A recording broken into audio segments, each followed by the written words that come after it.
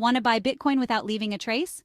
Let's dive into some secret ways to keep your transactions anonymous. First off, consider using a peer-to-peer platform like Local Bitcoins or Paxful. These platforms let you trade directly with other individuals, bypassing centralized exchanges that require ID verification. Remember, choose cash transactions in person to avoid leaving a digital trail. Next, let's talk wallets. Privacy-focused wallets like Wasabi or Samurai are your best friends here. They come equipped with features designed to enhance your anonymity, like coin mixing. Now here's a pro tip.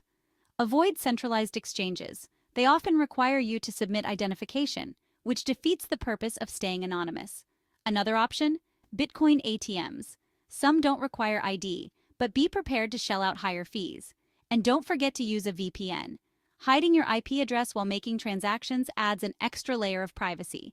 Finally, always stay informed about the legal implications in your area. It's crucial to know what's allowed and what isn't. So there you have it.